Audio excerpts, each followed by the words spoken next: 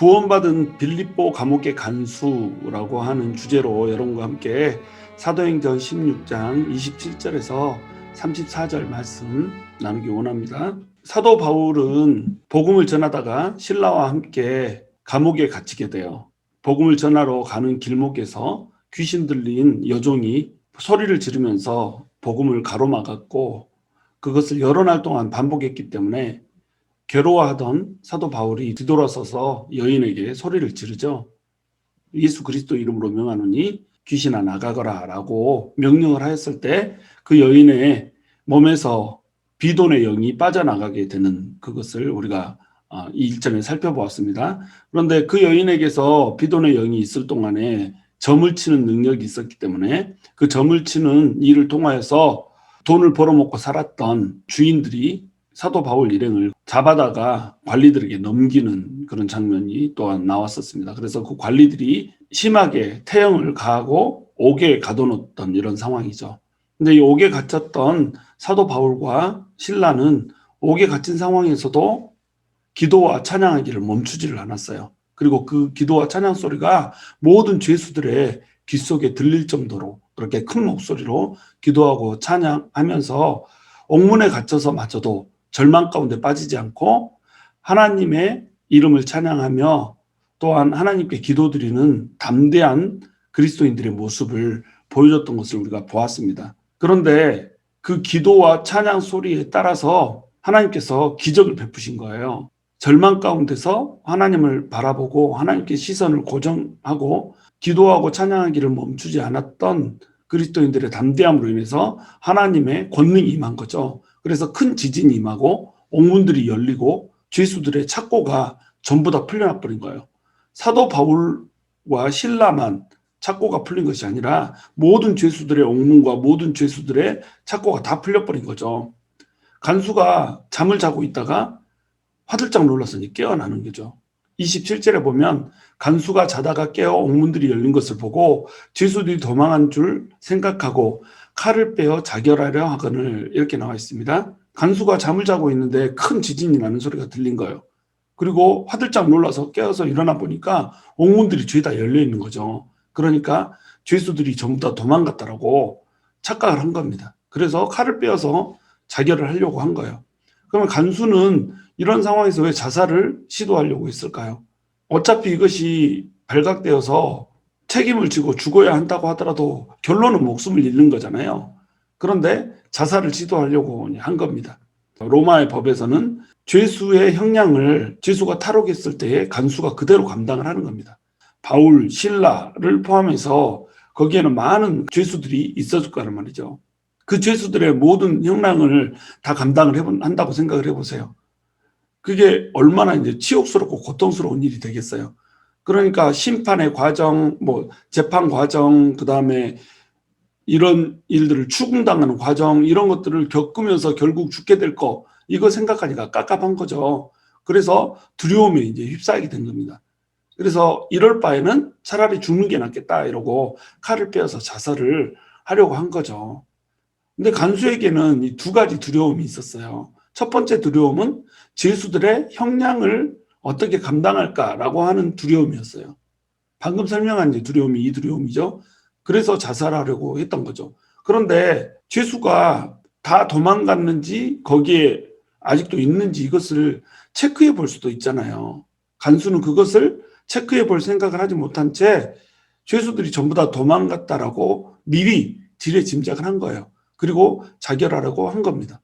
왜 그러냐면 간수에게는 초자연적인 기적에 대한 두려움이 있었던 거예요. 지금 사도 바울과 신라가 감옥에 갇히기 전에 어떤 일이 있었는지 대충 알잖아요. 그래서 귀신이 오랫동안 머물러 있던 여종에게서 귀신을 쫓아내버리는 그 기적의 소문을 들었단 말이죠.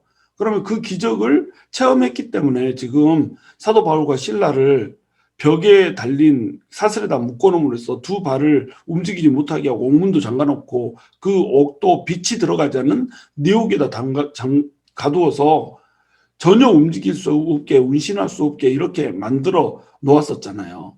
이렇게 만들어 놓은 상태, 그러니까 기적을 이미 알고 그 기적 때문에 두려워서 더 깊이 가둬놓은 이런 상태인데 그거보다 더 큰 초자연적인 기적이 일어난 겁니다.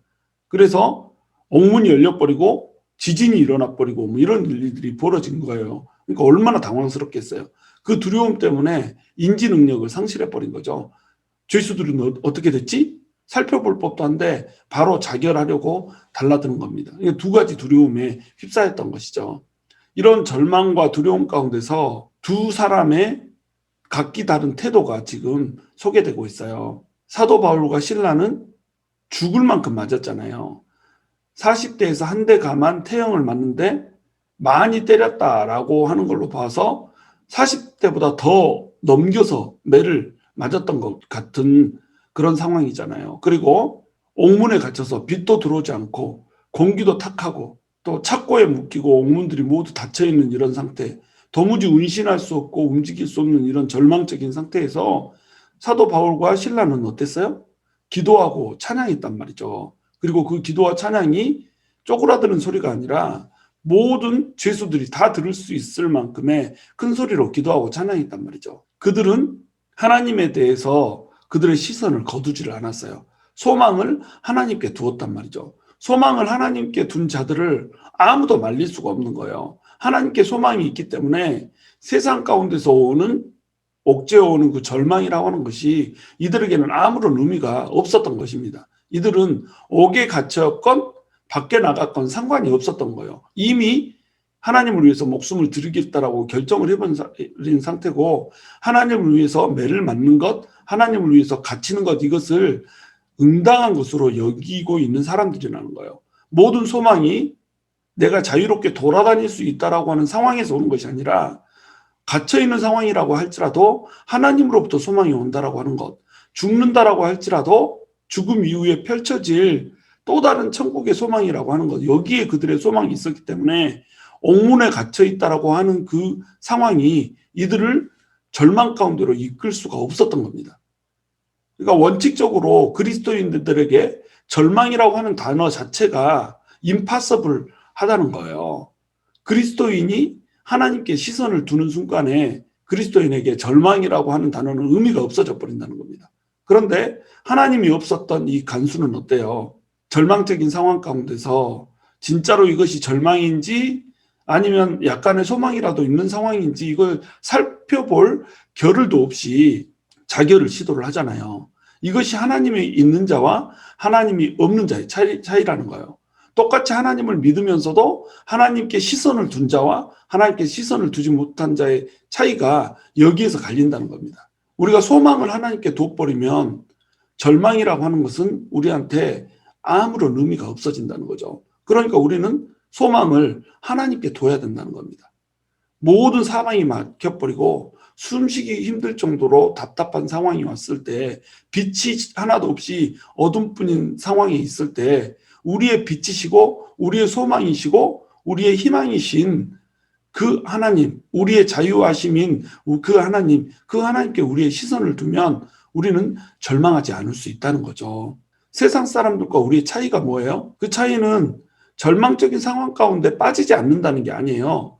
그리스도인들에게도 절망적인 상황이 오는 것이고 또 그리스도인이 아닌 사람에게도 절망적인 상황은 인생을 살다 보면 얼마든지 온다는 겁니다. 모든 인간이 통과해야 되는 그 관문이 바로 절망이라는 거예요. 그리고 어두움이라는 거죠. 그런데 하나님이 있고 없고의 차이는 이 절망적인 상황을 소망 가운데서 절망이 무의미한 것으로 바라보는가 아니면 절망 때문에 좌절하여서 자기의 모든 것을 버릴 정도까지 그 지경에 빠지는가 이것이 하나님이 있고 없고의 그 사실에서 갈려지는 차이라고 하는 거예요.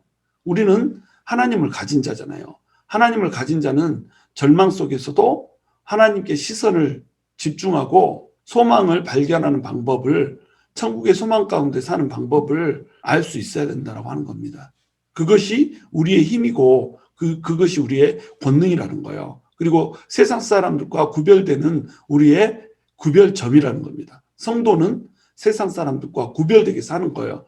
구별되게 산다라고 하는 것에는 성결하게 산다라고 하는 것도 포함되지만 그리고 능력 있게 산다라고 하는 것도 포함되지만 절망 속에서 소망을 잃지 않고 산다는 것 또한 포함된다는 겁니다. 28절 바울이 크게 소리질러 이르되 내 몸을 상하지 말라 우리가 다 여기 있노라 하니 이렇게 나와 있습니다. 바울이 자살을 하려고 하는 그 사람에게 내 몸을 상하지 말라 우리가 다 여기 있노라 라고 외쳐요. 자, 어두운 내역에서 자결하려는 걸 어떻게 알았을까요? 자연스럽게 생기는 질문입니다.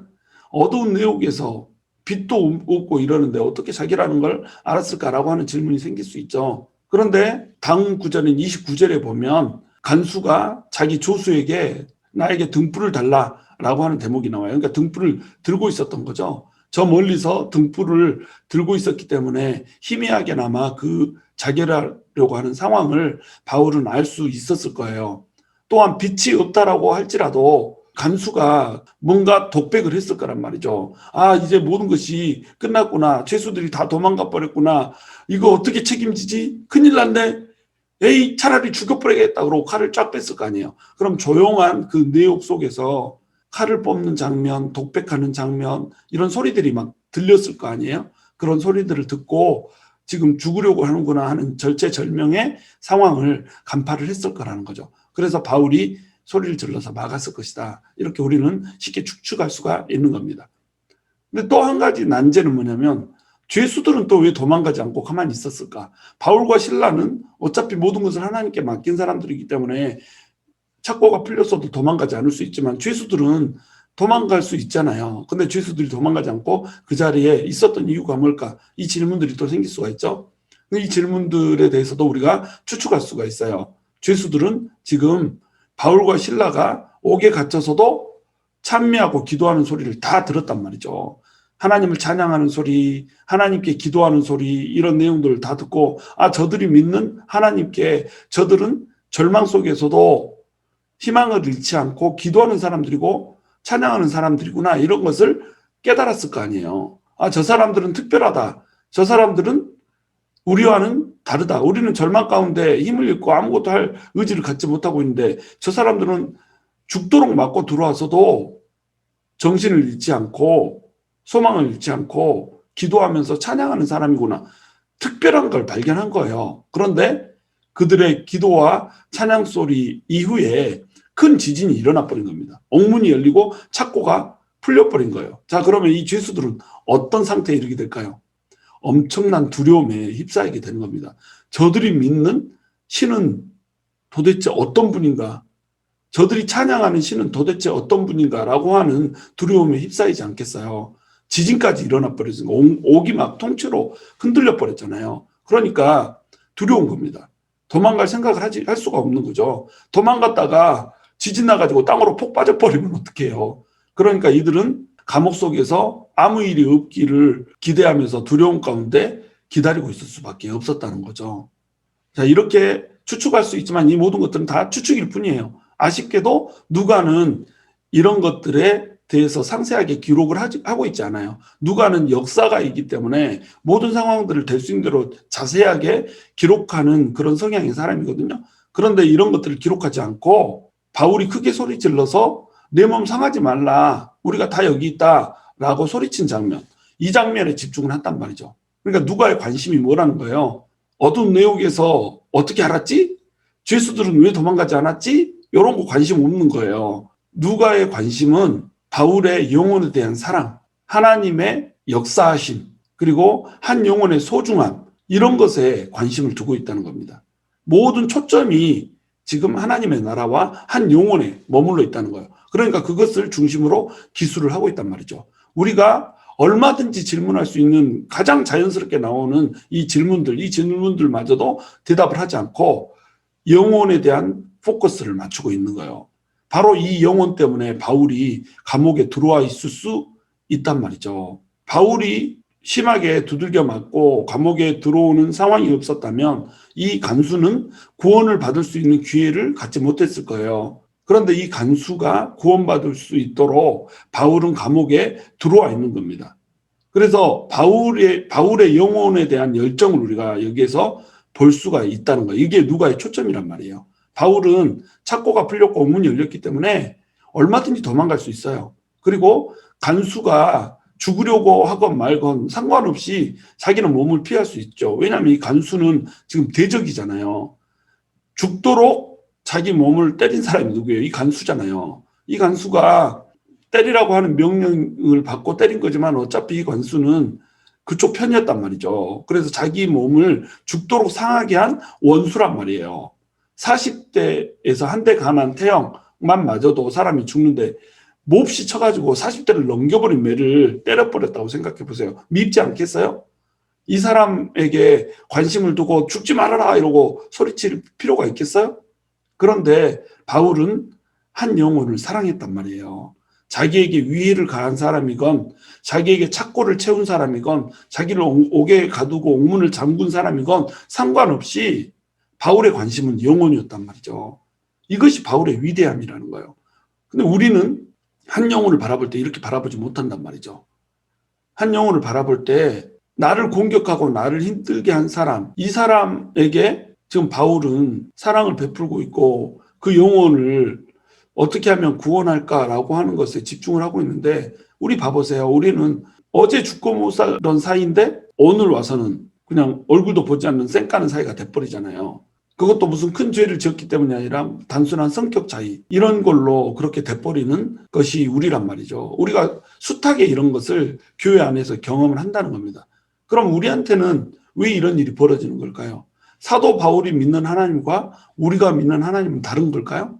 하나님께서는 사도 바울에게는 다른 사명을 주셨고 우리에게는 또 다른 사명을 주신 걸까요?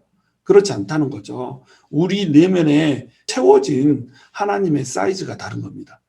하나님의 크기는 우리가 측량할 수 없을 정도로 무한무궁한 사이즈를 가지고 계세요. 근데 우리 안에 하나님께서 들어오는 순간에 우리의 그릇에 따라서 우리 안에 채워진 하나님의 사이즈가 달라지는 거예요. 사도 바울이 경험하고 체험하면서 자기 그릇 속에 채워낸 하나님의 사이즈가 우리가 체험하고 경험하면서 채워낸 하나님의 사이즈와 완벽하게 다른 겁니다. 여기에서 차이가 오는 거예요. 그러면 우리는 무엇을 향해서 나아가는 걸까요? 바로 바울과 같이 모든 초점을 영혼을 사랑하는 것에 다 맞춰야 된단 말이죠. 자기 원수, 자기 대적자까지 사랑해버리잖아요. 근데 우리는 우리의 형제, 자매도 사랑을 못해요. 심지어는 우리 가족에 내 아내도, 내 남편도 하나 사랑 못하잖아요. 더 나아가서 남편보다 아내보다 더 소중한 내 자식, 내 핏줄 피부치도 하나 사랑을 제대로 못하잖아요. 말 잘 들으면 사랑스러워, 말 안 들으면 왼수야, 이렇게 되잖아요. 이렇게 되는 이유가 뭐예요? 내 안에 있는 하나님의 사이즈가 눈꽃만한 거면 너무 작은 거예요. 하나님이 내 안에서 사는 것이 아니고 예수님이 내 안에서 사는 것이 아니고 내가 내 안에서 지속적으로 살고 있는 겁니다. 내 속에 내가 너무도 많아. 그래서 하나님이 쉴 공간이 없는 거예요. 그러니까 한 영혼을 바라보는 눈이 다른 거죠. 사도 바울은 한 영혼을 바라보는 눈이 하나님의 관점으로 바라보고 있는 거예요. 하나님의 관점은 뭐예요? 네 몸을 상하지 말라. 이것이 하나님의 영혼을 향한 관점이거든요. 하나님께서는 모든 영혼들이 자기 몸을 상하지 않기를 원하세요. 자살하지 않기를 원하실 뿐만 아니라 더러운 것들로 자기 몸을 더럽히지 않기를 원하시고 약물로 또는 술과 담배나 이런 것들로 자기 몸을 상하지 않게 하기를 하나님께서는 원하세요. 하나님께서는 모든 사람들이 하나님 안에서, 예수님 안에서 그 몸을 지키고 그 몸이 죄의 도구가 아닌 의의 병기로 들여지기를 원하신다는 거예요. 그래서 바울은 탈옥보다 영혼을 더 소중하게 여긴 겁니다. 내가 자유롭게 되는 것보다 한 영혼이 구원받는 것을 더 소중하게 여긴 거예요. 어차피 바울은 하나님께서 감옥에 있으라 하면 감옥에 있는 사람이고, 하나님께서 자유롭게 밖에 나가서 돌아다니라 하면 돌아다니면서 복음을 전하는 이런 사람이에요. 사도 바울에게는 감옥과 세상 밖이 차이가 전혀 없는 겁니다. 하나님이 있으라고 하는 그 자리가 바로 사명진 거예요.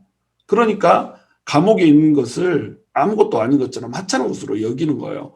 이게 사도 바울의 힘이었거든요. 그러니까 탈옥해서 자유롭게 사는 이것보다 지금 당장 죽어가고 있는 한 영혼을 살피고 그 영혼이 죽지 않게 하는 것, 이것에 더 초점을 둘 수가 있었던 겁니다. 저와 여러분이 우리가 어떻게 안일함을 누릴까라고 하는 것보다 한 영혼을 바라보고 한 사람을 건지는 일에 더 집중할 수 있는 그런 사람이 될 수 있었으면 좋겠어요. 자, 29절 보시면 간수가 등불을 달라고 하며 뛰어들어가 무서워 떨며 바울과 실라 앞에 엎드리고 이렇게 나와 있죠. 기적을 대하는 올바른 태도입니다. 이게 하나님께서는 기적을 베푸시거든요. 그런데 기적 앞에서 사람들이 반응한 반응이 다르단 말이에요. 귀신 들린 여종이 있어요. 여러 해 동안 귀신 들려서 점을 치고 그 점을 치는 것을 통해서 돈을 벌었을 거예요. 그러면 귀신이 들려있는 이 상황은 사람이 컨트롤할 수 있는 건가요? 컨트롤할 수 없죠. 그런데 어떤 사람들이 지나가다가 예수 이름으로 명하노니 나가라 하니까 불과 몇 초 만에 귀신이 나가버렸단 말이죠. 이건 기적이죠. 이 기적을 보면 사람들은 어떻게 반응해야 돼요? 무섭다. 어떻게 이런 능력이 있지? 귀신도 쫓아내는 능력이 있는데 사람한테 안 붙들리고자 하면 당연히 안 붙들릴 수 있죠. 귀신을 쫓아내 주시는 하나님이면 당연히 사람의 손에서도 구원해 줄 수 있죠. 자기들이 범접할 수 없는 인간들이에요, 사실은. 그런데 그냥 하나님께서 붙잡혀가게 허락을 해주신 것 뿐이죠. 이 기적을 대하면 놀랍다, 두렵다, 하나님이 진짜로 계시는구나 이렇게 하고 하나님께 돌아오고 하나님의 사람을 존경하며 존중하는 태도를 취해야 된단 말이죠. 그런데 그들은 때리고 감옥에 가두는 이런 일을 선택을 했단 말이죠. 그런데 이 간수는 지금 기적을 다시 한번 자기 눈으로 체험을 했잖아요. 자기 눈앞에서 큰 지진이 일어나고 옥문이 열리는 이런 기적을 체험을 했단 말이죠. 이 기적 앞에서 그는 정말로 두려워할 분을 두려워할 줄 아는 슬기를 가졌던 거예요. 그래서 뛰어 들어갑니다. 맹렬하게 뛰어 들어가는 거죠. 이게 그냥 걸어간 게 아니에요. 등불을 달라고 주수한테 얘기해서 등불을 들고 뛰어 들어가요. 그리고 무서워서 떨어요. 당연히 무서워서 떨어야죠. 이 기적을 베푸신 하나님 앞에서 두려워 떨어야죠. 그리고 바울과 실라 앞에 엎드리는 겁니다. 자기가 매를 가했고 고문했고 착고로 묶었고 옥문을 잠궈서 가두었던 이 사람들이 찬양하고 기도할 때에 큰 지진이 나버렸잖아요. 얼마나 두렵겠어요. 건드리지 말아야 될 사람들을 건드렸잖아요. 그러니까 당연히 뛰어들어가서 무서워 떨면서 그 앞에 엎드려야 되는 거예요. 그리고 구원의 길을 물어봐야 된다는 겁니다. 어떻게 해야 살겠습니까? 30절에 보시면 그들을 데리고 나가 이르되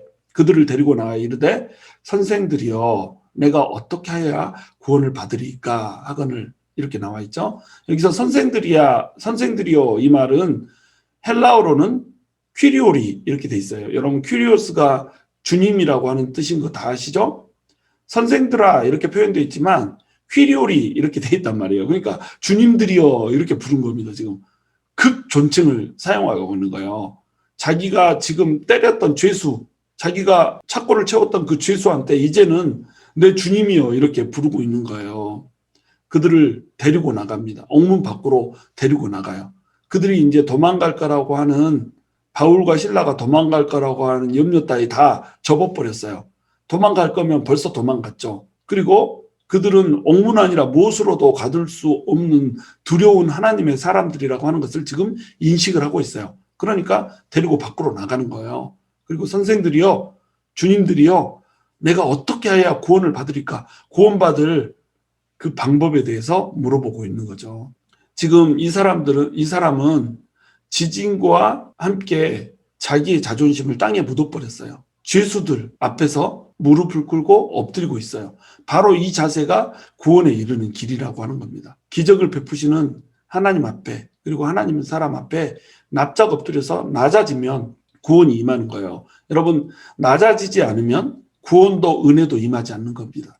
낮아져야 구원도 임하고 은혜도 임하는 거예요. 낮아져야 사람들에게 존중도 받고 낮아져야 관계도 회복되고 낮아져야 하나님께서 원하시는 그 뜻을 이룰 수가 있는 겁니다. 지금 하나님께서는 이 간수가 회개하고 돌이키기를 원하고 있잖아요. 근데 이 간수가 회개하고 돌이키기 위해서는 먼저 어떤 과정이 필요한 거죠? 낮아지는 과정이 필요한 거예요. 그러니까 기적 앞에서 이 사람은 낮아지는 태도를 취했고 그 태도 때문에 이제 구원을 얻게 된다는 겁니다. 31절 보시면 이르되 주 예수를 믿어라 그리하면 너와 네 집이 구원을 받으리라 하고 아주 대명제가 나와 있죠. 우리 그리스도인들의 대명제. 주 예수를 믿으라. 그리하면 너와 네 집이 구원을 받으리라. 어떻게 해야 구원을 얻겠습니까? 라고 하는 질문에 아주 심플한 대답을 하고 있어요. 주 예수를 믿으라. 그리하면 너와 네 집이 구원을 받으리라. 너무나도 간단한 일이에요. 믿기만 하면 돼요. 예수님을 믿기만 하면 구원을 얻을 수 있어요. 그런데 너무나도 어려운 일이에요. 왜냐하면 사람들은 뭔가를 해야 구원을 얻을 거라고 생각을 하는 겁니다. 자기 공로로 구원을 받을 수 있다라고 생각하는 거예요. 사람들은 자기 자신의 실제 모습보다 자기를 부풀리는 경향이 있거든요. 내가 어떤 행동을 해서 구원을 얻을 수 있을 것이라고 착각을 하는 거예요. 근데 사람에게는 자기 자신을 구원할 만한 그 어떠한 능력이 없어요. 그 어떠한 힘도 없어요. 그 어떠한 자격도 없어요. 오로지 구원은 하나님께 의존해서만 얻을 수 있는 겁니다. 하나님께 도우심을 구하는 자만 구원을 얻을 수가 있단 말이에요. 그러니까 주 예수를 믿으라. 그리하면 너와 네 집이 구원을 받으리라. 이렇게 얘기를 한 겁니다. 그리고 나서 주의 말씀을 그 사람과 그 집에 있는 모든 사람에게 전하더라. 간수의 집에 있는 간수의 가족들뿐만 아니라 간수의 집에 있는 모든 사람들에게 복음을 전한 거예요. 주 예수를 믿으라. 이 복음을 전한 겁니다. 자, 이 복음을 전하기 위해서 사도 바울은 어떤 과정을 겪었죠? 태형에 맞고 감옥에 들어간 일을 겪었어요. 하나님의 계획은 아마도 이 간수의 집안에 있었을지 몰라요. 우리가 하나님의 뜻을 온전히 알 수 없죠. 하나님께서 왜 바울을 그토록 맞게 하셨고 또한 감옥에 가두셨는지 우리는 알 길이 없어요. 그러나 명확한 건 뭐예요? 바울이 태형에 맞고 감옥에 갇혔던 그 사건 때문에, 그 사실 때문에 이 간수는 구원을 얻을 수 있었다는 겁니다. 여러분, 한 영혼이 구원된다는 건 바로 이런 거거든요. 해산하는 고통이 필요한 거예요. 예수님이 십자가에서 고난을 받으시잖아요. 이때 이 고난이라고 하는 단어가 트레베일이거든요. 다시 얘기해서 산통이란 말이에요. 산통. 산통에 썼던 그 단어와 똑같은 단어를 써서 고난을 받았다라고 이렇게 표현하고 있어요. 그 말은 뭐예요? 영혼을 구한다는 것은 해산하는 고통이라고, 애를 낳는 고통이란 말이죠. 우리 자매님들은 다 아이를 낳아보셔서 경험을 해보셨지만 산통이라고 하는 것은 인간이 경험할 수 있는 고통 중에 가장 큰 고통이라고 그래요. 저는 경험 안 해봐서 모르겠지만 무지하게 아프대요. 그러면 이 무지하게 아픈 이 고통을 통해서만 영혼이 구원될 수 있단 말이에요. 자, 한 영혼을 구원한다. 얼마나 많은 고통이 필요해요. 한 영혼을 하나님께로 인도한다. 얼마나 많은 고통이 필요합니까? 또한 교회에 들어온 한 영혼이 하나님 안에서 자라나기까지 얼마나 많은 케어가 필요하고 얼마나 많은 시간과 얼마나 많은 물질을 투자해야 돼요. 해산의 고통이 없이는 아이를 낳을 수가 없는 거예요. 마찬가지로 해산의 고통이 없이는 영혼 하나를 구할 수도 없고 영혼 하나를 양육할 수도 없는 겁니다. 그러므로 한 영혼에 관심을 가지고 있다면 고통을 감수할 수 있어야 되는 말이죠. 이 영혼을 위해서 나는 고통을 기꺼이 받겠다. 이 영혼을 위해서 나는 해산의 고통을 감수하겠다. 이 마음이 없으면 하나님 일 할 수 없는 거예요. 그러면 그냥 자기 혼자 구원받고 자기 혼자 구원받은 그 창백한 구원으로 값싼 싸구려 구원으로 그냥 천국 자기 혼자 포로시 구원받아서 천국 문 앞에 가는 이런 자로 머물게 된 겁니다. 그러나 해산의 고통을 겪고라도 영혼을 위해서 내가 일하겠다라고 결정하는 사람은 고통을 겪는 거예요. 간수와 그 가정에 그리고 그 집에 있는 모든 사람들의 영혼을 위해서 사도 바울은 고통의 길을 걸었던 겁니다. 사도 바울은 지금 자유하기를 원했다라고 한다면 얼마든지 자유함을 누릴 수 있는 사람이었어요. 뭐 하려고 힘들여서 터키 지방을 다 돌고 지금 마게도니아 그리스 지방을 또 돌고 있어요. 뭐 하려고 매 맞고 뭐 하려고 감옥에 갇힙니까? 아예 하나님의 일을 하려고 하지 않으면 감옥에 갇힐 일도 없죠. 그런데 사도 바울은 해산의 고통을 겪는다고 할지라도 한 영혼을 하나님께 돌려야 했던 거예요. 이 마음이 우리한테도 있어야 된다는 겁니다. 이것이 God-sized 성도인 거예요. 하나님의 그 크기를 가진 성도인 거예요. 교회는 하나님의 사이즈를 가져야 되거든요. 교회는 교회의 성도는 하나님의 사이즈를 가져야 되거든요. 하나님이 꿈꾸는 걸 꿈꾸고 하나님이 원하는 것을 향해서 나가야 되죠. 그것을 위해서는 해산의 고통이라도 감수할 수 있다라고 하는 결단을 해야 된다는 겁니다. 그것이 성도고 그것이 교회라는 거예요. 예수 믿는 거 하찮게 생각하면 안 된다는 거죠. 예수 믿는 거 쉽게 생각하면 안 된다는 거죠. 예수 믿고 형통하여서 복 받는 거, 이것이 주님을 섬기는 거 아니란 말이죠. 예수를 믿었으면 해산의 고통을 안고서 한 영혼을 섬기고 한 영혼을 주님께로 돌리는 거, 이것이 성도요, 이것이 교회라는 거죠. 33절, 그 밤 그 시각에 간수가 그들을 데려다가 그 맞은 자리를 씻어주고 자기와 그 온 가족이 다 세례를 받은 후, 이렇게 나와 있죠. 자, 그 밤 그 시각에, 밤이 깊었어요. 그리고 그 시각 즉시, 그 일이 있는 즉시 간수가, 주체가 간수가 돼 있죠. 간수가 바울과 실라를 데려가서 하는 일을 보세요. 그 맞은 자리를 씻어주고, 이것이 여러분 진정한 회개입니다. 간수가 때렸잖아요. 자기가 때렸는데 이 때린 사람들이 하나님의 사람이라는 게 발견된 거예요. 그 사람들의 하나님께로 자기가 돌이켜야 되겠는 거예요. 그러니까 이제 간수의 마음에 회개의 마음이 임한 겁니다. 내가 잘못했어요. 하나님의 사람을 때렸어요. 그리고 그 하나님의 사람이 자기들이 맞았음에도 불구하고 자기들을 때린 사람에게 지금 복음을 전하고 있는 거예요. 구원의 길을 지시하고 있는 거예요. 그러니까 얼마나 회개가 되겠어요. 진정한 회개는 이겁니다. 내가 회개 있고 미안한 마음이 들잖아요. 할 수 있으면 내가 죄를 범했던 그 자리를 씻어내야 되는 거예요. 지금 자기가 때렸던 그 자리를, 맞은 자리를 씻겨내주는 것, 이걸로 먼저 시작을 하는 겁니다. 그냥 회개하고 복음을 받아들이는 거, 이거 하기 전에 먼저 자기가 때린 그 자리를 씻겨주는 일부터 하고 있는 거예요. 만약에 우리가 어떤 사람에게 상처를 줬다, 어떤 사람에게 미안한 감정이 있다, 그럼 어떻게 해야 돼요? 미안하다는 사과부터 해야 되는 겁니다. 하나님 앞에 회개했으니까 됐다, 이 정도에서 머물면 안 되는 거예요. 그 사람에게 진정으로 미안하다라고 사과하고 그 사람의 마음에 있는 상처를 지워줄 수 있어야 된다는 거죠. 육체의 상처를 냈다면 그 육체의 상처를 이 간수가 씻어주듯이 그 사람이 나 때문에 받은 아픔을 진정으로 사죄하고 씻어줄 수 있는 이 자세를 취하는 것이 진정한 회개라는 거죠. 이 회개가 있어야 내가 진짜로 미안하게 생각하고 진짜로 잘못했다라고 생각하는 것이 증명이 되는 겁니다. 자, 그래서 맞은 자리를 씻겨주는 것부터 이 간수는 시작을 하고 있어요. 그리고 이 복음에 따라서 이 사람은 회개를 하고 있으며 공개적인 이제 고백을 하는 거죠. 회개를 했으면 이제 세례를 받아야 되는 겁니다. 세례는 공개적으로 나는 예수님의 자녀, 예수님의 사람이다라고 하는 것을 공표하는 거예요. 하나님의 백성이다, 하나님의 자녀다, 이것을 공표하는 거예요. 이것은 쉬운 일이 아니거든요. 지금 우리 시대에서는 쉽죠. 이 시대, 로마 시대에서는 자기들이 섬기는 신들이 다 있잖아요. 그리고 이 예수를 믿는 거, 십자가의 도를 미련한 것으로 여겼단 말이죠.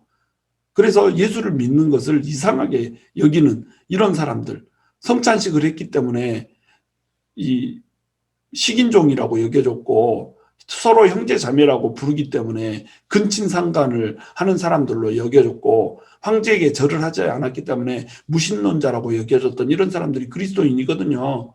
그런데 그 기독교로 지금 개종을 하여서 공개적으로 고백을 하고 있는 겁니다. 자, 우리는 예수를 믿는다라고 하는 것을 자랑스럽게 여길 수 있어야 돼요. 예수를 믿지 않는 사람들 앞에, 예수를 조롱하는 사람들 앞에 나 예수 믿는 사람이야, 나 하나님 섬기는 사람이야, 우리 하나님이 이 세상에서 최고야, 너희가 뭐라고 하건 나는 크리스찬이야, 이거를 공표할 수 있어야 된다는 겁니다. 이것이 예수를 진정으로 믿는 자의 태도라는 거예요.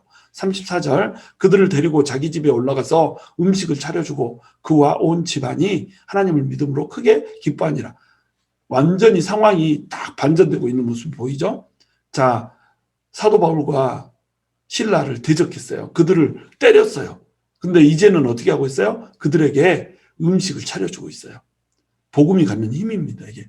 대적하고 서로 반목하고 원수가 되었던 것이 화목하게 되고 서로 사랑하게 되고 서로 음식을 차려주게 되고 이 자리로 나아가게 된다는 거죠. 여러분이 누구를 대적하고 있습니까? 누구랑 척을 졌습니까? 누구랑 원수를 졌습니까? 복음이 갖는 힘은 대적하는 것이 아니에요. 복음이 갖는 힘은 서로 척지는 게 아니에요. 복음이 갖는 힘은 반목하는 것이 아니라 화목하는 겁니다. 이것이 복음의 위대함이에요. 또한 복음이 갖는 힘은 절망을 기쁨으로 바꿔놔요. 간수는 불과 몇 시간 전에 죽으려고 시도했잖아요. 자살하려고 했잖아요. 아무런 소망이 없고 절망 가운데서 자기 목숨까지 쉽게 끊을 정도의 소망이 없는 이런 사람이라는 거죠. 이 사람이 쉽게 절망 가운데서 목숨을 끊으려고 했던 이유는 뭐예요? 이 사람에게 참 소망이 없는 거예요. 그러니까 쉽게 죽고자 하는 겁니다. 그런데 하나님을 믿음으로 크게 기뻐하게 되는 거예요. 그와 온 집안 전체가 절망에서 기쁨으로 옮겨지는 겁니다. 이게 복음의 힘이거든요. 여러분, 무엇 때문에 절망이 하십니까? 무엇 때문에 고통스러워 하십니까? 무엇 때문에 소망을 잃어버렸습니까? 우리가 하나님을 믿는다라고 하면서도 절망하고 소망을 잃어버렸다고 한다면 우리의 시선이 하나님께 고정되지 않았다는 증거예요. 우리의 시선을 하나님께 고정시키고 우리가 하나님을 놓치지만 않는다면 우리는 절망이라고 하는 단어를 우리 안에서 지워버릴 수 있다는 거죠. 그리고 우리 안에서 기쁨이 넘쳐나게 할 수 있다는 겁니다. 저와 여러분이 진정으로 하나님께 시선을 두기 원해요. 그래서 하나님께서 기뻐하시는 그 영혼에만 초점을 맞추고 하나님을 우리가 간직하고 있기 때문에 우리가 혹시라도 상처 주고 아프게 한 사람이었다고 한다면 그 마음의 상처들 또 육신의 상처들 그 상처들을 우리가 씻겨주는 그 자리에 겸손하게 나아가서 할 수 있었으면 좋겠어요. 또한 우리가 반목하는 사람이 있다면 복음의 힘으로 화목한 자리에 나아가게 되고 또 우리가 절망적인 상황이 있다면 우리의 시선을 오직 하나님한테만 두어서 우리의 절망이 기쁨과 희락으로 바뀌는 놀라운 은혜 가운데서 우리가 신앙생활을 할 수 있게 되기를 주님의 이름으로 축원합니다.